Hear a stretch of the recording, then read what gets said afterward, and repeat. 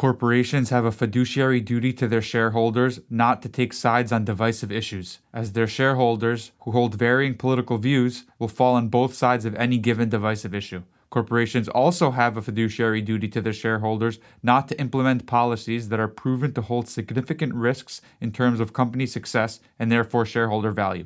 So when corporations insert themselves in the middle of societal debates on divisive issues that are meant to be debated among citizens in the halls of Congress, not at corporations or in meetings like this, then they violate their fiduciary duty twice.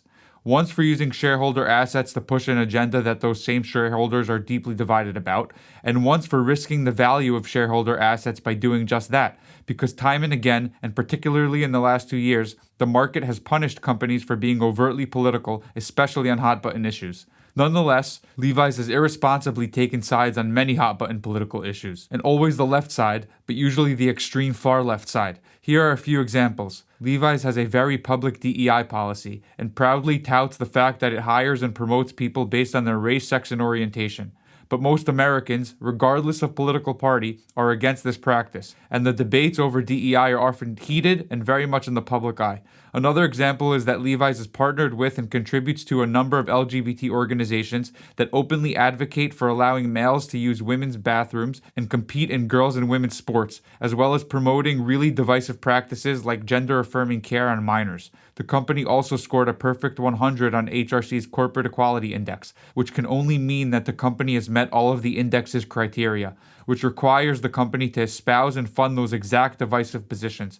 But according to polls, most Americans, and therefore most ultimate Levi shareholders, oppose gender-affirming care for minors. And again, this is a very controversial issue that has proven to result in shareholder losses when companies insert themselves into the middle of the public debate on it. This is not an appropriate, neutral use of shareholder funds. Another example was Levi's public position on COVID, and on guns, and on climate change, and on voter ID laws. There are many more such examples, always with Levi siding with the most woke position possible on issues that divide the American people. We're not asking the company to espouse and support right-wing or conservative views, just pointing out that the company has a legal obligation not to espouse or fund left-wing ones either. The majority of shareholders are not far left and disagree with this activism. And again, this is in addition to the fact that it's financially risky to do this because of potential investor and consumer boycotts like we've seen at Target, Disney, Bud Light, and Planet Fitness that amounted to massive losses in shareholder value. In addition to the risks of boycotts, it's only a matter of time before lawsuits also start raining down on companies for doing this sort of political activism with other people's money.